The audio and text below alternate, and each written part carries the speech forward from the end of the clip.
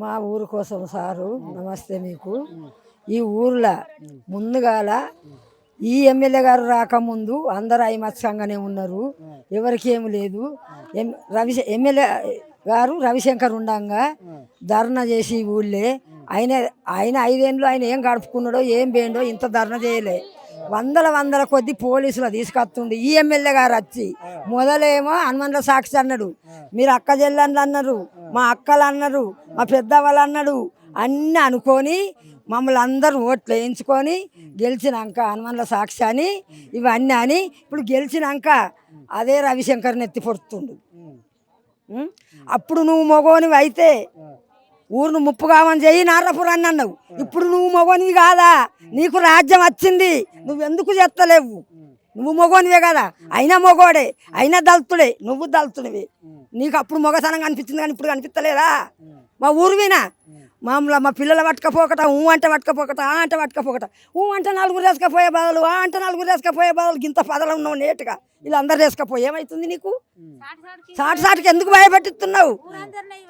వందల పోలీసు వాళ్ళు ఎన్నడూ మా నారాయణ పుల్లె కాని వాళ్ళే అంటే 100 మంది, అంటే 100 మంది. రవిశంకర్ గారు అదేందో ఎమ్మెల్యే సత్యం గారే చెప్పిస్తుండే మందిని, ఎవరు కాదు. ఇక్కడ సర్పంచి ఆయనే, ఇద్దరు ఒక్కటాయి.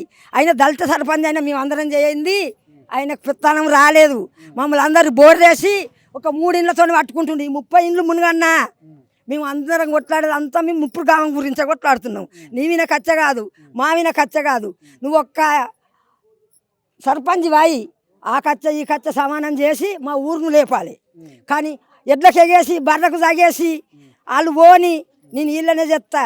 వాళ్ళట 2 ఎకరాల 2 గుంటలు ఉందట, అది పట్టనట. ఆ ఇండ్లకు వాళ్ళు సంతకాలు పెట్టన్నట వాళ్ళ తరఫున, మేము అందరం పెట్టద్దట. ఇగో ఏమంటారు, నువ్వు కూడా పెట్టు. ఏ వెరకలేంది, నేనేం పెట్టాలి? నాకు చదువు రాదు, శాస్త్రం రాదు. నేను ఎట్లా సంతకం పెట్టాలి? నీకు ఏ విధంగా పెట్టాలి? మమ్మల్ని ముంచటానిక, తేల్పటానిక? అయితే నేను సంతకం వత్తితే వాళ్ళ సంతకం పెట్టిందని చెప్పుకుంటానిక?